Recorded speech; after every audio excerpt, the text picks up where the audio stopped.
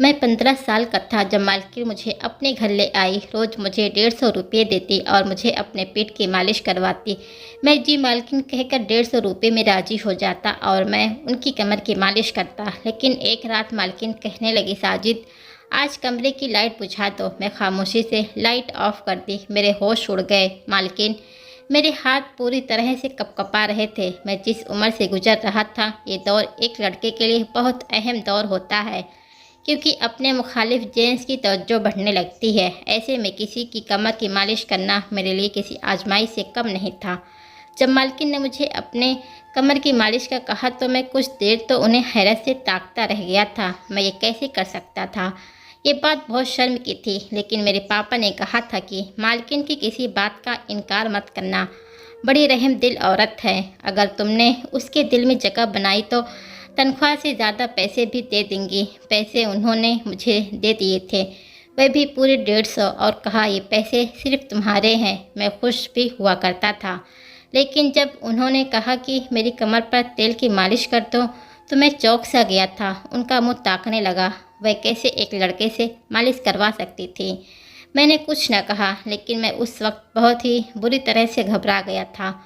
वह मुझे अपने कमरे में ले गईं, फिर बेड पर लेट गईं और मुझसे कहने लगीं कि उनकी कमर पर तेल लगा दूं। जब मैं उनकी कमर से कमीज ऊपर की तो एकदम से आंखें बंद कर ली। जो तेल उन्होंने मुझे दिया, मैंने वह बंद आंखों से हाथ पर जरा सा लिया और उनकी कमर पर लगाने लगा। मेरी कोशिश यही थी कि सारा फोकस अपने काम पर करूं। मैं अपनी नज़रों को एक बार उनकी कमर की तरफ नहीं उठाया, बस नज़रें झुकाए उनकी मालिश करता था। मुझे याद आने लगा, जब मैं यहाँ काम करना शुरू किया था तो शुरू के दिन काम के मामूल के मुताबिक मालकिन के कमरे में दाखिल हुआ तो मुझे मालकिन आज कुछ बदली हुई महसूस हो रही थी। मुझे लगा उनकी रंगत कुछ अजीब सी हो रही है और उनका चेहरा भी पसीने में डूब रहा था। वह घटीर सी बनी हुई पता नहीं क्या कर रहे थे। मुझे देखते ही सटक से सीधी हो गई और मुझसे नजरें चुराने लगी। मैं कुछ हैरत से मालकिन को देख रहा था। मुझे लगा मालकिन की तबीयत ठीक नहीं है। मैं वैसे हमेशा मालकिन की खिदमत खामोशी से करता था, मगर आज मैंने कुछ हिचकिचाकर मालकिन को देखते हुए पूछ लिया। मैंने कहा कि मालकिन, क्या आप ठीक हैं? आप घबराई हुई क्यों हैं? मेरे लहजे में खुद ब खुद एहतराम और नरमी समेट आई थी। मैं मालकिन की दिल से इज्जत करता था और मुझे उनकी गहरी फिक्र थी, क्योंकि वह मेरी मालकिन ही नहीं बल्कि मेरे लिए बहुत अच्छी औरत थी। कम उम्र से ही उन्होंने मुझे सहारा दिया था और मेरी डूबी ज़िंदगी को खुशहाली में बदलने में मालकिन का अहम किरदार था। मुझे परवाह नहीं थी। बदले में उन्होंने मुझसे चाहे जैसा भी काम लिया था, मगर उनके दिए पैसों से मेरी ज़िंदगी बदल गई थी। मेरे घर के हालात बदल गए थे। मेरे सवाल पर मालकिन नहीं में सर हिलाते हुए मुझे तसल्ली दी कि वह बिल्कुल ठीक है, मगर उनके अल्फाज मालकिन के चेहरे से साफ जाहिर हो रहे थे। वे कुछ छुपा रही थीं और उनके उस वक्त कोई परेशानी हो रही थी। कई महीनों तक उन्होंने मुझे अपने घर के काम में करवाए थे। आज पहली बार जब मालिश के लिए कहा तो मैं पूरी तरह से घबरा गया। एक तो वे पूरे घर में रहती थीं और अकेली थी, ना पति और ना ही कोई औलाद। ये बात सुनकर पहले तो मैं खामोश हो गया, लेकिन आज मैंने मालिश कर दी थी, लेकिन पूरा वक्त मेरे हाथ पूरी तरह से कँपा रहे थे। मुझे लगा मालकिन बस एक ही दिन ही ऐसा करवाएंगी, लेकिन अब तो वह रोज़ ही मुझसे मालिश करवाने लगी थी। मुझे मालकिन की किसी काम से इतनी झिझक महसूस नहीं होती थी, क्योंकि वह आम नीयत के साथ मुझसे कहती थी। लेकिन मैं अकेले कमरे में जब उन्हें तेल मालिश करता तो मुझे बेचैनी सी महसूस हो रही थी। एक अजीब बात यह भी थी कि जब से मैं मालकिन की मालिश शुरू की थी, मालकिन बड़ी मेहरबान नज़रों से मुझे देखने लगी थी। मुझे पहले 150 देती थी, लेकिन अब तो 300-400 दे देती थी। न जाने मुझे उनकी ये मेहरबानी खटकने लगी थी। आज भी मैं रोज़ाना की तरह मालकिन की मालिश करने के लिए उनके तेल की शीशी उठाई। मैं खुद 15 साल की उम्र से मालकिन की कमर की मालिश कर रहा था। शुरू शुरू में मुझे ये काम बहुत शर्मिंदा करता था और उलझन भी महसूस करता था। मुझे मालकिन पर गुस्सा भी आता था कि न जाने वे मुझे पैसे कैसे काम देती है, मगर मेरी मजबूरी थी क्योंकि मुझे पैसे चाहिए थे और मालकिन मुझे रोज़ाना उस काम के बदले 150 देती थी। इसीलिए मैं खामोशी से मालकिन का ये काम करता रहा। ये तो बहुत बाद में मुझ पर यह बात खुली थी कि मालकिन मुझे ये काम क्यों लेती थी। मैं मालिश करके वह तेल उठाकर मालकिन के बिस्तर पर बैठा तो अचानक मालकिन मुझसे बोली कि साजिद, लाइट ऑफ कर दो। मैं चौंक कर मालकिन को देखने लगा। मुझे गड़बड़ का एहसास हो रहा था, मगर मालकिन कुछ बताने को तैयार नहीं थी। बहरहाल मैंने लाइट ऑफ कर दी और अंधेरे में अंदाजे से चलता हुआ मालकिन के बिस्तर पर पहुंच गया था। अचानक अंधेरे में मुझे कुछ महसूस हुआ कि मालकिन बिस्तर पर लेट गई हैं। मैं भी मालकिन की तरफ हाथ बढ़ाता कि मालकिन ने रोक दिया और मेरे हाथ पकड़कर मुझे जो बात कही मेरे होश उड़ गए। मेरा दिल पूरी तरह से धड़कने लगा और मैं अपनी जगह पर बैठा का बैठा रह गया था। मेरे लिए हरकत करना मुश्किल हो रहा था। ये मालकिन की बात सुनकर मैं अंदर तक हिल गया था। मैं पंजाब के एक गांव में रहता था। मेरा घराना बहुत ही गरीब था और मैं 15 साल का था। इसीलिए मेरे लिए काम ढूंढना या कमाना मुश्किल था। मैं हसरत से अपने माँ बाप को मुश्किल ज़िंदगी गुजारता देख रहा था। वे तंग दस्ती का शिकार थे और मैं उनकी मदद नहीं कर पा रहा था। मैं एहसास फितरत का मालिक था। मेरा बस नहीं चल रहा था कि किसी तरह पैसे जमा करके उनके आगे दुनिया की हर चीज़ों का ढेर लगा दूं। मैं एक कामयाब इंसान बनकर अपने माँ बाप की मदद करना चाहता था और उन्हें अच्छी ज़िंदगी देना चाहता था। इसीलिए पढ़ाई हासिल करना मेरा ख्वाब था, क्योंकि मैं जानता था मैं पढ़ाई हासिल करके ही कामयाब हो सकता हूँ। मगर मेरे पास पढ़ाई हासिल करने के लिए भी पैसे नहीं थे। हमारे घर में खाना पीना ही बहुत मुश्किल से होता था। लेकिन मैं जानता था कि अगर मैं अपना ये शौक़ जाहिर कर लेता तो यकीनन मेरे माँ बाप अपनी ज़िंदगी को मुश्किल में डालकर भी मुझे पढ़ाते और मैं इतना खुदगर्ज नहीं था। मैंने अपना शौक़ अपने अंदर ही दबा दिया था और ये बात मुझे और भी ज़्यादा उदास करती थी। ये उन्हीं दिनों की बात है जब मेरी ज़िंदगी में मालकिन आई थी। मालकिन बड़ी उम्र की औरत थी और अकेली रहती थी। उनके पति ने उनको तलाक दे दिया था और उनकी कोई औलाद भी नहीं थी। मालकिन के पास बहुत पैसे थे, मगर वह तन्हा रहती थी। उनकी बहुत सी ज़मीन हमारे गांव में भी थी। मालकिन का अपनी ज़मीन पर कोई ज़रूरी काम पड़ गया था। उनका हमारे गांव में आना हुआ तो उन्होंने मुझे घूरते हुए देखा और मुझसे पूछ लिया कि मैं स्कूल क्यों नहीं गया और पढ़ता क्यों नहीं हूँ। मैंने उदासी से उन्हें अपने हालात बताया और कहा कि मैं अपने हालात की वजह से नहीं पढ़ सकता। अगर मैं तालीम हासिल कर लूँगा तो घर में खाना पीना ख़त्म हो जाएगा। मेरी बात पर मालकिन किसी सोच में डूब गई थी। फिर मेरे घर आकर मेरे माँ बाप से बात की और कहा कि उन्हें घर के छोटे मोटे कामों के लिए मेरी उम्र के लड़के की ही ज़रूरत है। मेरे माँ बाप अभी सोच रहे थे कि अपने कम उम्र बेटे को कैसे इतनी सी उम्र में काम पर लगा दें और शायद वह लोग मेरा सोच रहे थे कि कहीं और उन्हें गलत ना समझ बैठूं। मगर मैंने आगे बढ़कर उस काम के लिए हामी भर ली और मालकिन से कहा कि मैं उनका हर काम करने को तैयार हूँ। मालकिन मेरी बात से खुश हो गई थी। मुझे तब बिल्कुल अंदाज़ा नहीं था कि मुझे क्या क्या करना है। मुझे यही लगा कि मालकिन अपने खाने के मुताबिक छोटे मोटे घर के काम करवाएगी और मैं तो हर किस्म का काम करने को तैयार था। मेरी खुशी खुशी राज़ी हो जाने पर मेरे माँ बाप भी खामोश हो गए थे। मालकिन ने मेरे माँ बाप को अच्छी खासी रकम पकड़ा दी थी और यकीन दिलाया था कि हर महीने वक्त पर वह पैसे भेज दिया करेंगी ताकि हमारे घर के हालात भी बेहतर हो जाएं। मैं और मेरे माँ बाप खुश हो गए थे। मेरा ख्वाब पूरा हो रहा था, क्योंकि मैं हमेशा से ही अपने माँ बाप के हालात बदलने की वजह बना था। मैंने अपना थोड़ा बहुत सामान बांध लिया और मालकिन मुझे लेकर शहर की तरफ रवाना हो गई। मालकिन का शहर में निहायती बड़ा घर था। मैंने ज़िंदगी में पहली बार ऐसा खूबसूरत घर देखा था। मालकिन ने मुझे एक अलग कमरा रहने के लिए दिया। वह कमरा बहुत छोटा था, मगर बहुत अच्छा सा सेट किया हुआ था।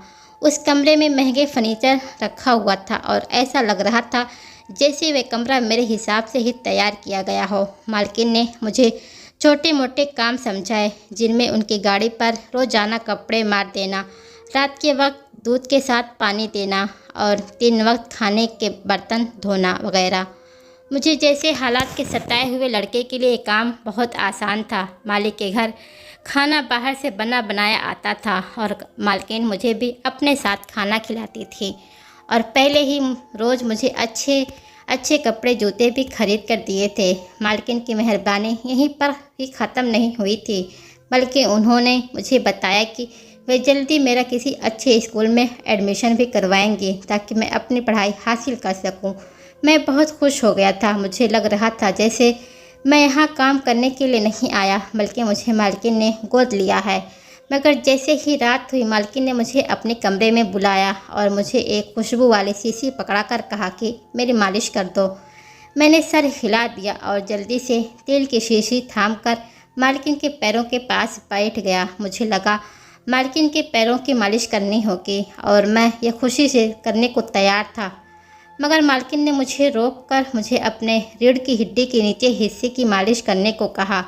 मैं बौखला गया था। मुझे ऐसा करते हुए शर्म आ रही थी और उलझन भी हो रही थी।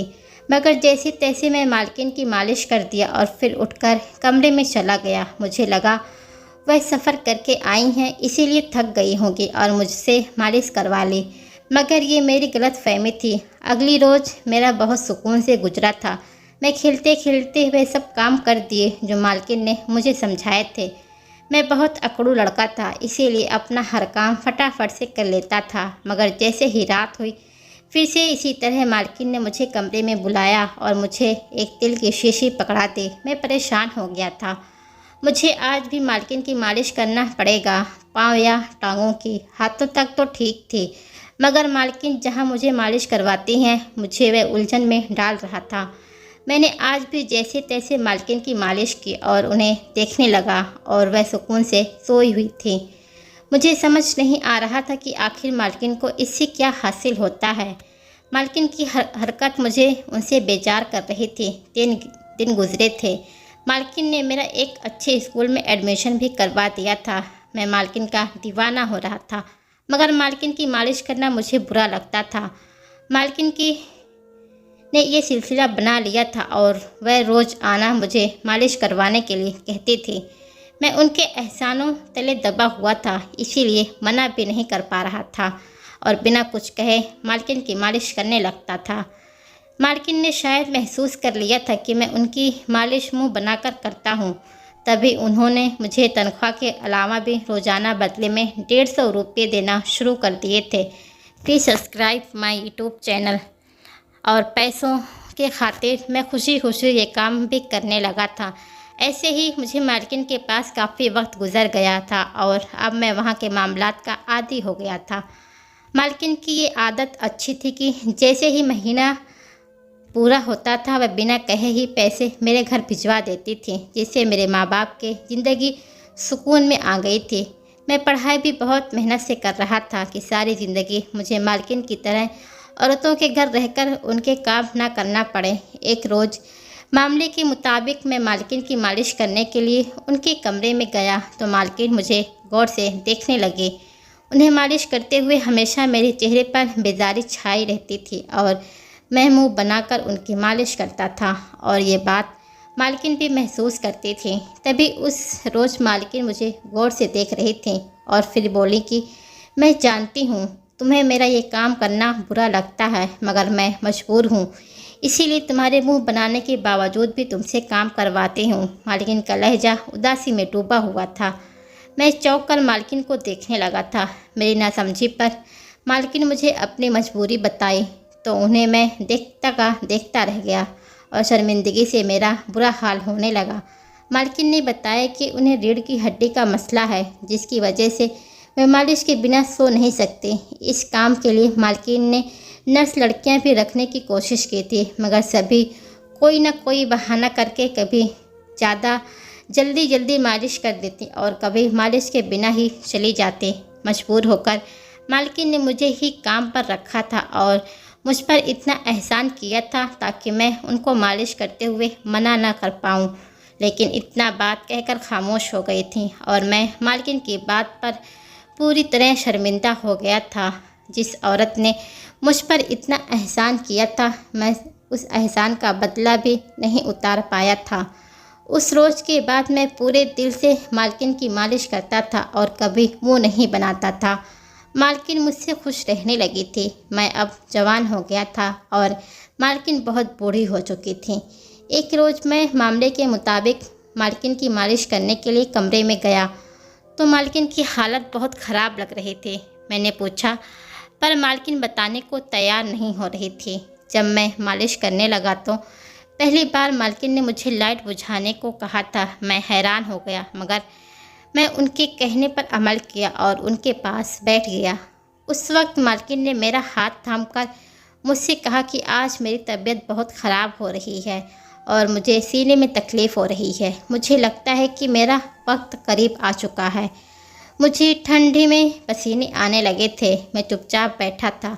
मालकिन बोली कि तुम्हारी किस्मत में मेरा दिल जीत लिया है। अगर मेरा कोई बेटा होता तो तुम ही होते। मैं अब भी तुम्हें अपना बेटा समझती हूँ। मैंने अपनी जायदाद तुम्हारे नाम कर दी है। अपना ख्याल रखना। मालकिन ने इतना कहा और उनके हाथ नीचे गिर गए। मैं जल्दी से उठकर लाइट ऑन की, मालकिन को देखा और जल्दी से डॉक्टर को कॉल मिलाई। मालकिन बिल्कुल बेचैन हो गई थी। डॉक्टर ने आकर चेकअप किया और मुझसे मालकिन के मर जाने की वजह पूछी तो मुझे बहुत बड़ा सदमा पहुंचा था। मैं रो रो कर बिल्कुल पागल लग रहा था। मालकिन मेरी माँ नहीं थी मगर हमारे दरमियाँ माँ बेटे जैसा ही ताल्लुक़ रहा था। उनके वकील ने अगले ही दिन उनकी पूरी जायदाद मुझे सौंप दी थी। मैं अपने आप बहुत ही अमीर हो चुका था और अब मालकिन के घर में रहता हूँ। मेरे माँ बाप भी मेरे पास रहते हैं। मेरी ज़िंदगी बहुत ही अच्छी हो गई थी। मेरी मालकिन एक बहुत ही अच्छी औरत थी। दोस्तों, ये थी आज की कहानी। अगर कहानी अच्छी लगी है तो प्लीज़ वीडियो को लाइक कीजिए, शेयर कीजिए और कमेंट भी करें। चैनल पे नए हैं तो चैनल को सब्सक्राइब करना बिल्कुल ना भूलें।